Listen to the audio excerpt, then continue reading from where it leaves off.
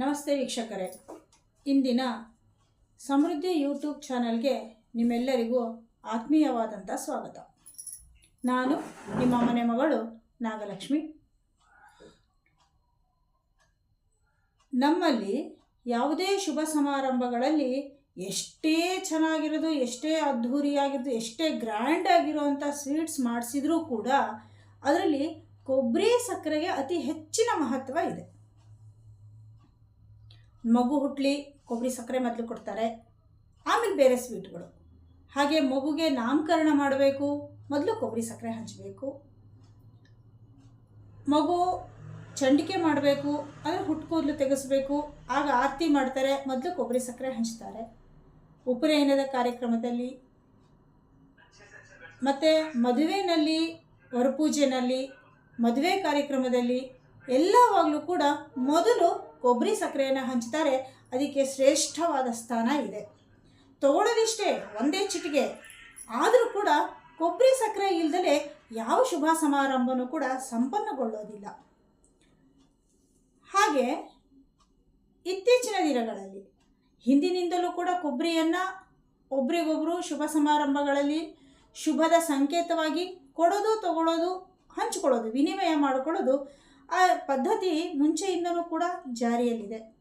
ಕಾಲಕ್ರಮದಲ್ಲಿ ಅದಕ್ಕೆ ಚೆನ್ನಾಗಿ ಕಾಣುತ್ತೆ ಅಂತ ಕೌಶಲ್ಯಯುಕ್ತವಾಗಿ ಅದರ ಮೇಲೆ ಡಿಸೈನ್ಗಳನ್ನು ಮಾಡ್ತಾ ಬಂದರು. ಹೀಗೆ ಬಂದಂತಹದ್ದು ಈಗ ಅತಿ ಹೆಚ್ಚು ಪಾಪ್ಯುಲರ್ ಆಗಿದೆ. ಅದು ಶಾಸ್ತ್ರ ಅನ್ರಿ, ಸಂಪ್ರದಾಯ ಅಂತನಾರು ಅಂದ್ಕೊಳ್ಳಿ, ಅದಕ್ಕಿಂತ ಹೆಚ್ಚಾಗಿ ಇವತ್ತು ವಿಡಿಯೋಗಳಲ್ಲಿ ಚೆನ್ನಾಗಿ ಬರುತ್ತೆ, ಫೋಟೋದಲ್ಲಿ ಚೆನ್ನಾಗಿ ಬರುತ್ತೆ ಅನ್ನೋ ಒಂದು ಉದ್ದೇಶಕ್ಕಾದರೂ ಕೂಡ ಕೊಬ್ಬರಿ ಡಿಸೈನ್ ಇಲ್ದಲೇ ಯಾವುದೇ ಕಾರ್ಯಕ್ರಮ ನಡೆಯೋದಿಲ್ಲ. ಅಂದರೆ ಮದುವೆ ಆಗಿರ್ಬೋದು, ಹೆಚ್ಚಾಗಿ ಮದುವೆಗಳಲ್ಲಿ ಉಪಯೋಗಿಸ್ತಿದ್ರು. ಆದರೆ ಕೇವಲ ಕೆಲವೇ ಇತ್ತೀಚಿನ ದಿನಗಳಲ್ಲಿ ಹೆಣ್ಣು ಮಕ್ಕಳು ಪುಷ್ಪವತಿಯಾದಾಗಲೂ ಕೂಡ, ಅಂದರೆ ಋತುಮತಿಯಾದಾಗಲೂ ಕೂಡ ಆರತಿಗೆ ಅಂತ ಹೇಳಿ ಕೆಲವು ಕೊಬ್ಬರಿಗಳನ್ನು ಡಿಸೈನ್ ಮಾಡಿಸ್ತಾರೆ.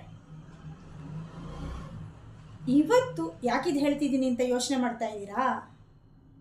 ಇವತ್ತು ಕೊಬ್ಬರಿ ಡಿಸೈನ್ ಮಾಡೋದು ಹೇಗೆ ಅನ್ನೋದನ್ನು ನಿಮ್ಗೆ ಹೇಳ್ಕೊಡ್ತೀನಿ. ಕಲಿಯೋಕ್ಕೆ ಇಂಟ್ರೆಸ್ಟ್ ಇದೆಯಾ? ಇದ್ದರೆ ಬನ್ನಿ, ಹೇಗೆ ಇದನ್ನು ಮಾಡೋದು ಅಂತ ಮುಂದೆ ನೋಡೋಣ. ಹೇಳ್ಕೊಡ್ತೀನಿ, ಅಭ್ಯಾಸ ಮಾಡಿ. ಇದಕ್ಕೆ ಮುಖ್ಯವಾಗಿ ಬೇಕಾದ್ದು ಕೊಬ್ಬರಿ, ಒಂದು ಬ್ಲೇಡು. ಅಷ್ಟೇ ಅಲ್ಲ, ಇದಕ್ಕೆ ಇನ್ನೂ ಮುಖ್ಯವಾದ ಬೇಕಾದ್ದು ತಾಳ್ಮೆ. ತಾಳ್ಮೆ ಇಲ್ಲದೆ ಇದ್ದರೆ ಮಾಡೋಕ್ಕೆ ಸಾಧ್ಯನೇ ಇಲ್ಲ. ಯಾಕೆಂದರೆ ಇದು ಕೊಬ್ಬರಿನ ಹೆಚ್ಚಿದಾಗಲ್ಲ, ಕೊಬ್ಬರಿ ಸಕ್ಕರೆ ಮಾಡಿದಷ್ಟು ಸುಲಭ ಅಲ್ಲ, ಗಂಟೆಗಟ್ಟಲೆ ಬೇಕಾಗತ್ತೆ. ಆದ್ದರಿಂದವಾಗಿ ಇದನ್ನು ಮಾಡಬೇಕು ಅಂದರೆ ತುಂಬ ಪೇಷನ್ಸ್ ಇರಬೇಕು, ತುಂಬ ನಿಧಾನವಾಗಿ ಮಾಡಬೇಕಾಗತ್ತೆ. ಅಷ್ಟೇ ಅಲ್ಲ, ಏನೋ ಒಂದು ಇವತ್ತು ನಾನು ತೋರಿಸಿದ ತಕ್ಷಣ ನೀವು ಮಾಡಿದರೆ ಮುಗಿದೋಯ್ತು ಅಂತಲ್ಲ, ಸತತವಾಗಿ ಅಭ್ಯಾಸ ಆಗಬೇಕು. ಅದು ಅಭ್ಯಾಸ ಆಗ್ತಾ ಹೋಗಬೇಕು. ಹಾಗಿದ್ರೆ ಮಾತ್ರ ಅದ್ಭುತವಾದಂಥ ಕೊಬ್ಬರಿ ಡಿಸೈನ್ಗಳನ್ನು ಮಾಡೋಕ್ಕೆ ಸಾಧ್ಯ ಇದೆ. ಇವತ್ತು ನಾನು ಹೇಳ್ಕೊಡ್ತೀನಿ, ನೀವು ಮಾಡ್ತಾ ಹೋಗಿ. ಈಗ ನಾನೊಂದು ಕೊಬ್ಬರಿ ತೊಗೊಂಡಿದ್ದೀನಿ. ಇದು ನೋಡಿ, ಇದ್ರ ಸಿಪ್ಪೆ ಈ ಥರ ಸಾಫ್ಟಾಗಿರಬೇಕು. ಹಾಗಾದರೆ ನಿಮಗೆ ಕೆತ್ತೋದಕ್ಕೆ ಸುಲಭ ಆಗುತ್ತೆ. ಇನ್ನು ಕೊಬ್ಬರಿಗಳಲ್ಲೂ ಕೂಡ ಬೇರೆ ಬೇರೆ ಆಕಾರಗಳಿರುತ್ತೆ. ಕೆಲವು ಉದ್ದ ಇರುತ್ತೆ, ಕೆಲವು ಅಗಲ ಜಾಸ್ತಿ ಇರುತ್ತೆ, ಕೆಲವು ದಪ್ಪದ ಜಾಸ್ತಿ ಇರುತ್ತೆ. ಅದಕ್ಕೆ ತಕ್ಕ ಹಾಗೆ ನೀವು ಡಿಸೈನ್ನ ಆಯ್ಕೆ ಮಾಡ್ಕೋಬೇಕಾಗತ್ತೆ. ಕೊಬ್ಬರಿ ಶೇಪಿಗೆ ತಕ್ಕ ಹಾಗೆ ನೀವು ಚಿತ್ರಗಳನ್ನು ಆಯ್ಕೆ ಮಾಡಿಕೊಂಡ್ರೆ ಅದು ನೋಡೋಕ್ಕೂ ಕೂಡ ತುಂಬ ಚೆನ್ನಾಗಿರುತ್ತೆ. ಈಗ ಇದಕ್ಕೆ ಸೂಟ್ ಆಗೋ ಹಾಗೆ ನಾನೊಂದು ಚಿತ್ರನ ಆಯ್ಕೆ ಮಾಡ್ಕೊಂಡಿದ್ದೀನಿ. ಅದನ್ನು ಇದೊಂದು ಪೆನ್ನಲ್ಲಿ ನಾನು ಬರ್ಕೊಳ್ತಾ ಹೋಗ್ತೀನಿ. ಸ್ವಲ್ಪ ನಿಮಗೆ ಡ್ರಾಯಿಂಗ್ ಗೊತ್ತಿದ್ದರೆ ತುಂಬಾ ಒಳ್ಳೆಯದು.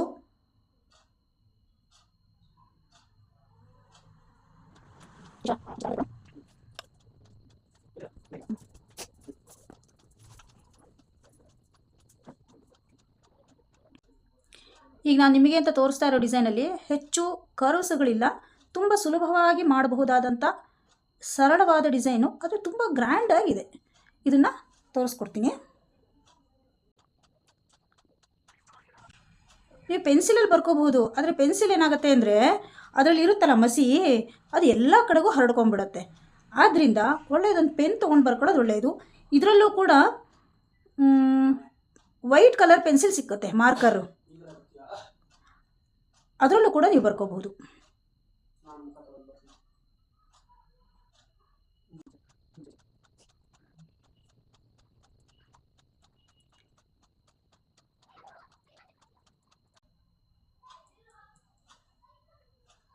ಇದು ಒಂದು ಸರಳವಾದ ಮಂಟಪ. ಇದು ಕಾಣಿಸ್ತಾ ಇದೆ ಅನ್ಕೋತೀನಿ.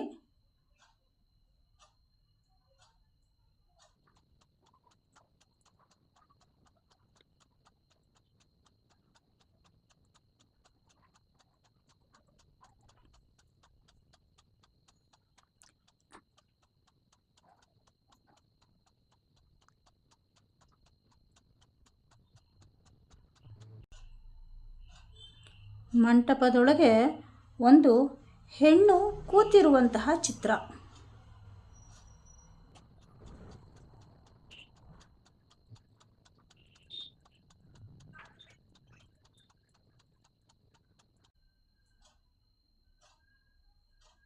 ನೋಡಿ, ಇಷ್ಟೇ ಸುಲಭದಲ್ಲಿ ಡ್ರಾಯಿಂಗ್ ಆಗೋಯಿತು.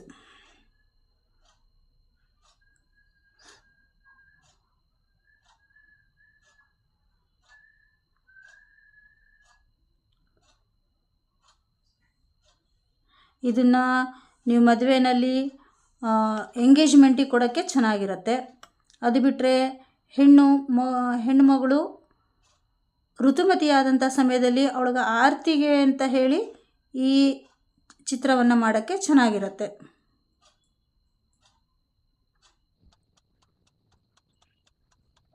ಈಗ ಇದನ್ನು ಕೆತ್ತೋದು ಹೇಗೆ ಅಂತ ತೋರಿಸ್ಕೊಡ್ತೀನಿ. ನೋಡಿ, ಇದೇ ಮಾಮೂಲಿ ಬ್ಲೇಡು. ಕೆಲವರು ಇದು ತುಂಬ ಗಟ್ಟಿಯಾಗಿರುತ್ತೆ ಅಂದ್ಬಿಟ್ಟು ಒದ್ದೆ ಬಟ್ಟೆಲೆಲ್ಲ ಸುತ್ತಿಡ್ತಾರಂತೆ.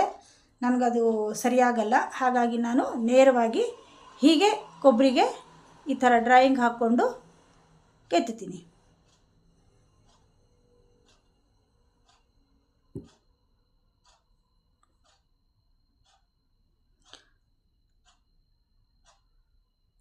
ನಾವು ಕೆತ್ತಬೇಕಾದ್ರೆ ಯಾವ ಕಡೆ ಯಾವ ಭಾಗ ನಮಗೆ ಬೇಕು ಆ ಭಾಗ ಗೆರೆ ಮೇಲೆ ಹೊರಭಾಗದಲ್ಲಿ ಕೆತ್ತಬೇಕು.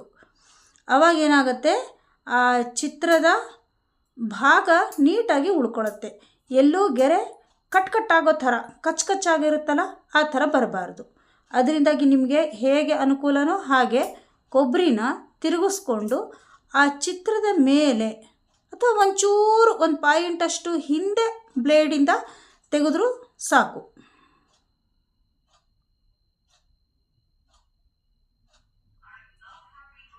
ಆದರೆ ಬ್ಲೇಡ್ ಮಾತ್ರ ಹೊಸ ಬ್ಲೇಡ್ ಆಗಬೇಕು.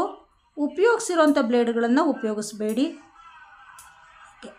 ಇದು ಕೊಬ್ಬರಿಯ ಸಿಪ್ಪೆ ತುಂಬ ಗಟ್ಟಿ ಇರೋದ್ರಿಂದ ಬೇಗ ಬ್ಲೇಡು ಮಂಡಾಗ್ಬಿಡತ್ತೆ.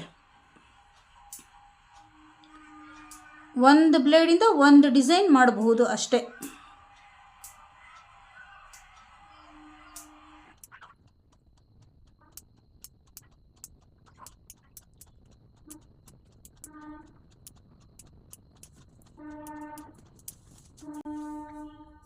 ಇದು ನಾನು ಶುರು ಮಾಡಿ ಸುಮಾರು ಒಂದು 25 ವರ್ಷದ ಮೇಲೆ ಆಯಿತು. ಆಕಸ್ಮಿಕ, ನಾನು ಕಲಿಬೇಕು ಅನ್ನೋ ಉದ್ದೇಶವೂ ಇರಲಿಲ್ಲ, ನನಗೆ ಇದ್ರ ಬಗ್ಗೆ ಏನೂ ಗೊತ್ತೂ ಇರಲಿಲ್ಲ. ನಮ್ಮ ರಿಲೇಟಿವಲ್ಲೊಂದು ಮದುವೆ ಆಯಿತು. ಆ ಮದುವೆಯಲ್ಲಿ ನಮ್ಮ ಅತ್ತೆ ಎಲ್ಲರೂ ಅಂದರು, ನಿನಗೆ ಡ್ರಾಯಿಂಗ್ ಬರೆಯೋಕ್ಕೆ ಬರುತ್ತಲ್ಲ, ನೀ ಏನು ಬರೀತೀಯ ಅದನ್ನೇ ಕೊಬ್ಬರಿ ಮೇಲೆ ಬರೆದ್ಬಿಟ್ಟು ಬ್ಲೇಡಲ್ಲಿ ಹೀಗೆ ಅಂತ ಬಾ ಅಂತ ಸುಮ್ಮನೆ ತೋರಿಸಿದ್ರು. ಅವತ್ತು ಶುರು ಮಾಡಿದ್ದು. ಅವಾಗೇನು ಚೆನ್ನಾಗಿ ಬಂದಿರಲಿಲ್ಲ, ಫಸ್ಟ್ ಟೈಮ್ ಮಾಡಿದ್ದಲ್ವಾ. ಕಣ್ಣಿಗೆಲ್ಲ ಹಾರಿಸ್ಕೊಂಡು ತುಂಬ ನೋವಾಗಿ, ಮತ್ತು ನಮ್ಮ ಮಾವ ಎಲ್ಲ ಬೈದಿದ್ರು, ನಿಂಗೆ ಯಾಕೆ ಬೇಕಿತ್ತು, ಯಾಕೆ ಮಾಡಿದೆ ಇದನ್ನೆಲ್ಲ ಪೆಟ್ಟು ಮಾಡ್ಕೊಳ್ಳೋಕ್ಕೆ ಅಂತ. ಆಮೇಲೆ ಶುರು ಮಾಡಿದ್ನಲ್ಲ, ಏನೋ ಒಂಥರ ಇಂಟ್ರೆಸ್ಟ್ ಇತ್ತು, ತುಂಬ ಚೆನ್ನಾಗಿದೆ ಅಲ್ವಾ ಮಾಡಬಹುದು ಅಂತ ಮಾಡೋಕ್ಕೆ ಶುರು ಮಾಡಿದೆ. ಇವತ್ತಿನ ತನಕನೂ ಮಾಡ್ತಾಯಿದ್ದೀನಿ. ಹೀಗೆ ಸತತವಾಗಿ ಮಾಡ್ತಾ ಇರೋದ್ರಿಂದ ಕೈ ಚೆನ್ನಾಗಿ ಅಭ್ಯಾಸ ಆಗ್ಬಿಡ್ತು. ಈಗ ಯಾವ ಚಿತ್ರ ಬೇಕಾದರೂ ಮಾಡ್ಬೋದು.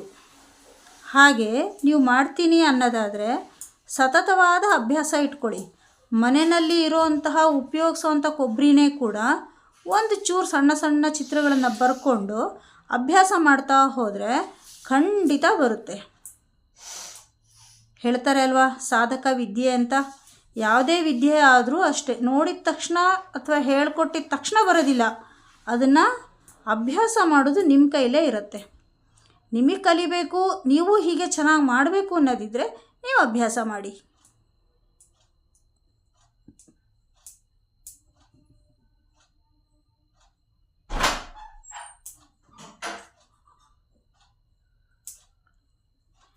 ಹೂ ಮಾಡ್ಬೋದು, ಹಕ್ಕಿ ಪಕ್ಷಿಗಳನ್ನು ಮಾಡಬಹುದು, ದುಂಬಿ ಮಾಡಬಹುದು, ಇನ್ನು ಕೃಷ್ಣ ಮಾಡ್ಬೋದು, ಈಶ್ವರ ಪಾರ್ವತಿ ಮಾಡ್ಬೋದು, ಲಕ್ಷ್ಮಿ, ಸರಸ್ವತಿ, ಗಣೇಶ,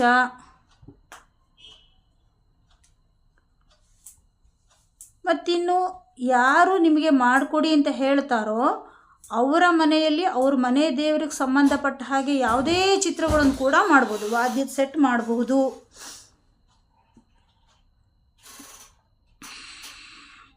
ನವಿಲು ಮಾಡಬಹುದು, ಏನು ಬೇಕಾದ್ರೂ ಮಾಡ್ಬೋದು.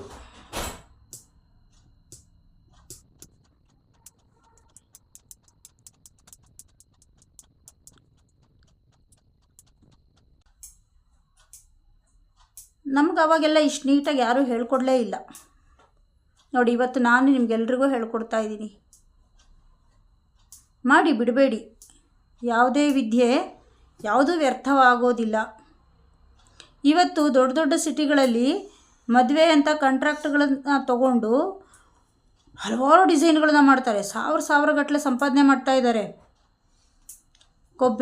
ಕೊಬ್ಬರಿ ಡಿಸೈನು, ಕಾಯಿ ಡಿಸೈನು, ಬೀಸಣಿಗೆ, ಮೆಟ್ಟಕ್ಕಿ ಕುಕ್ಕೆ, ಛತ್ರಿ ಡಿಸೈನು, ಮಂತ್ರಪಟ, ಮದುವೆಗೆ ಬೇಕಾಗುವಂಥ ಏನೇನು ಸಾಮಗ್ರಿಗಳಿದೆಯೋ ಆರತಿ ತಟ್ಟೆ ಡಿಸೈನ್ ಮಾಡೋದ್ರಿಂದ ಹಿಡಿದು ಪ್ರತಿಯೊಂದು ಮಾಡ್ತಾ ಇದ್ದಾರೆ. ಇದರಿಂದ ಎಷ್ಟೋ ಸಾವಿರಾರು ಜನ, ನೂರಾರು ಜನ ಇದರಲ್ಲಿ ಬದುಕನ್ನು ಕೂಡ ಕಟ್ಕೊಂಡಿದ್ದಾರೆ.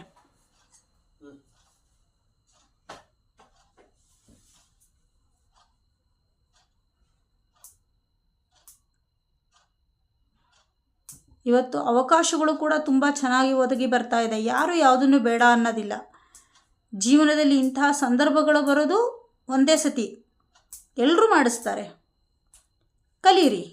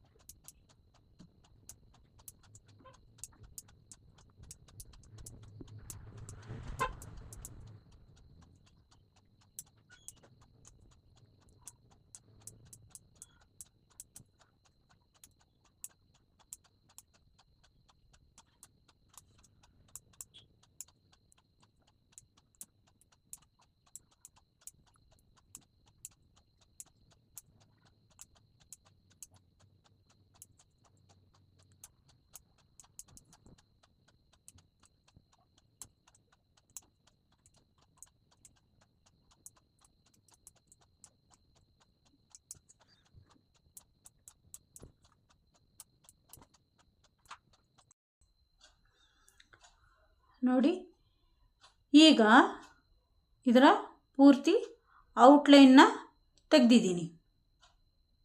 ಕಾಣಿಸ್ತಾ ಇದೆಯಾ?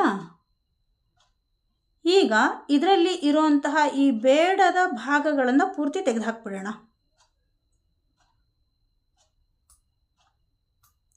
ಇದನ್ನು ತೆಗಿಬೇಕಾದ್ರೆ ಸ್ವಲ್ಪ ಹುಷಾರಾಗಿ ತೆಗಿಬೇಕು. ಹೀಗೆ ತೆಗಿಯುವಾಗ ಅಕಸ್ಮಾತ್ ಒಂಚೂರು ಜೋರಾಗಿ ಹೀಗೆ ಅಂದುಬಿಟ್ರೆ ಚಿತ್ರನೇ ಹೊರಟೋಗ್ಬಿಡತ್ತೆ. ಒಂದು ಸತಿ ಇದರಲ್ಲಿ ಏನಾದ್ರು ಡ್ರಾಯಿಂಗ್ಗೆ ನಮಗೆ ಬೇಕಾದಂಥ ಭಾಗ ಹೋಯಿತು ಅಂದ್ಬಿಟ್ರೆ ಮತ್ತು ಅದನ್ನೇನು ಮಾಡೋಕ್ಕೆ ಬರಲ್ಲ, ಅಳಿಸಿ ಮತ್ತೆ ಮಾಡೋಕ್ಕೆ ಬರಲ್ಲ. ಯಾಕೆಂದರೆ ಇದು ಕೊಬ್ಬರಿನಲ್ಲಿ ಕೆತ್ತುತ್ತೆ ಇರೋದ್ರಿಂದ ಒಂದೇ ಸತಿ ಅದು ಕರೆಕ್ಟಾಗಿ ಬರಲೇಬೇಕು. ಬರೀ ಡ್ರಾಯಿಂಗ್ ಹಾಕಿದಾಗ ತಪ್ಪಾದರೆ ಬೇಕಾದ್ರೆ ಮತ್ತೆ ಅಳಿಸಿ ಹೊಸದಾಗಿ ಡ್ರಾಯಿಂಗ್ ಹಾಕೋಬೋದು. ಆದರೆ ಕೆತ್ತುವಾಗ ತಪ್ಪಾಯಿತು ಅಂದುಬಿಟ್ರೆ ನಿಮಗೆ ಆ ಚಿತ್ರ ಅದು ಪೂರ್ತಿ ವೇಸ್ಟ್ ಆದ ಹಾಗೇ, ಮತ್ತು ಅದನ್ನೇನೂ ಮಾಡೋಕ್ಕೆ ಬರಲ್ಲ. ಅದರಿಂದ ಚಿತ್ರದ ಸಮೀಪದಲ್ಲಿ ಎಕ್ಸ್ಟ್ರಾ ಇದ್ದಿದ್ದನ್ನು ತೆಗಿಬೇಕಾದ್ರೆ ಸ್ವಲ್ಪ ಜೋಪಾನವಾಗಿ ನಿಧಾನವಾಗಿ ತೆಗೀರಿ.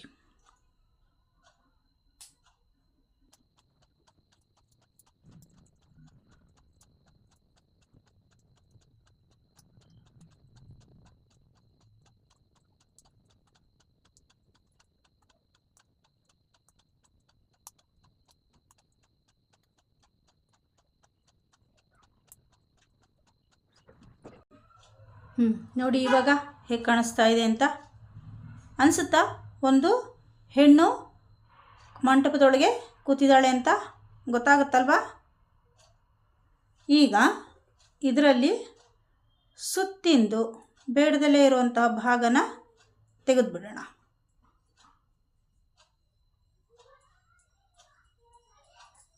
ಬೇಕು ಅಂದರೆ ಇದಕ್ಕೆ ಕೆಳಗಡೆಗೆ ಕಮಲದ ಹೂವಿನ ಡಿಸೈನ್ ಮಾಡಬಹುದು.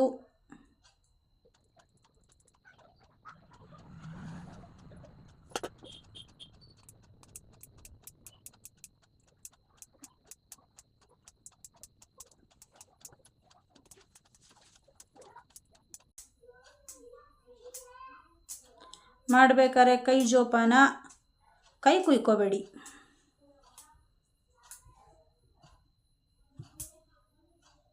ಹಿಂಗೆ ಹಿಡ್ಕೊಂಡಾಗ ಸಾಮಾನ್ಯವಾಗಿ ಈ ಭಾಗದಲ್ಲಿ ಬೆರಳುಗಳು ಕಟ್ಟಾಗೋ ಚಾನ್ಸಸ್ ತುಂಬ ಇರುತ್ತೆ.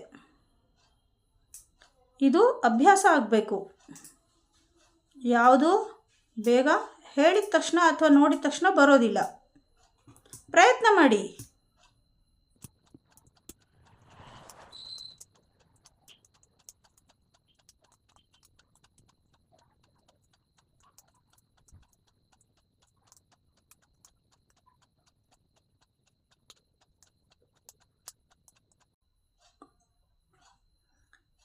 ಇಲ್ಲಿ ಮೇಲ್ಭಾಗದಲ್ಲಿ ಸುಳಿ ಇರುತ್ತಲ್ಲ, ಮೊಳಕೆ ಬರುತ್ತಲ್ಲ, ಆ ಭಾಗದಲ್ಲಿ ತುಂಬ ಗಟ್ಟಿ ಇರುತ್ತೆ. ಅಲ್ಲಿ ತೆಗಿಬೇಕಾದ್ರೆ ಜೋಪಾನ.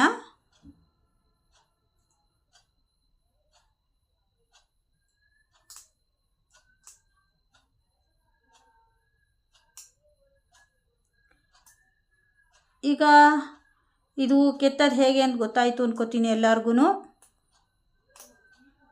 ಇದೊಂದು ಪೂರ್ತಿ ತೋರಿಸ್ಬಿಡ್ತೀನಿ.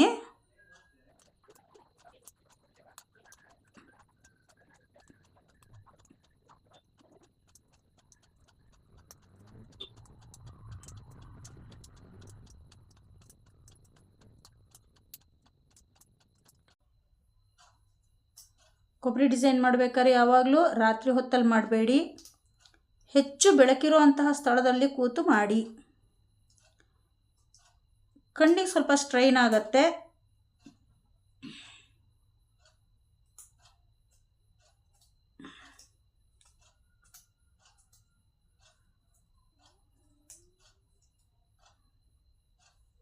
ನೀವು ಮಾಡೋ ಕೆಪಾಸಿಟಿ ಮೇಲೆ ಒಂದು 2 hours ಕೂತ್ಕೊಂಡ್ರೆ ಎಂಥ ಅದ್ಭುತವಾದ ಚಿತ್ರವನ್ನು ಬೇಕಾದ್ರೂ ಕೊಬ್ಬರಿನಲ್ಲಿ ಮಾಡಬಹುದು.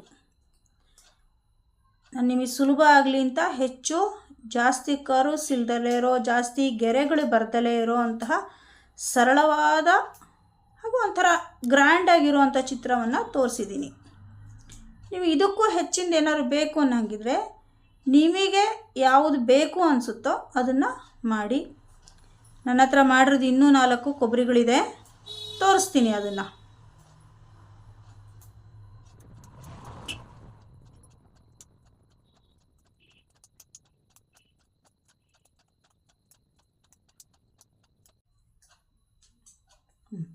ನೋಡಿ ಇವಾಗ ಗೊತ್ತಾಗ್ತಾ ಇದೆಯಾ? ಮಂಟಪದಲ್ಲಿ ಹುಡುಗಿ ಕೂತಿರೋ ಹಾಗೆ.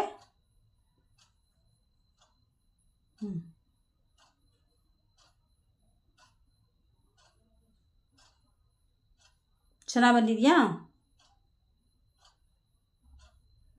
ಇದಕ್ಕಿನ್ನು ಫೇಸ್ ಮುಖ ಮಾಡಬೇಕು, ಮಾಡ್ತೀನಿ.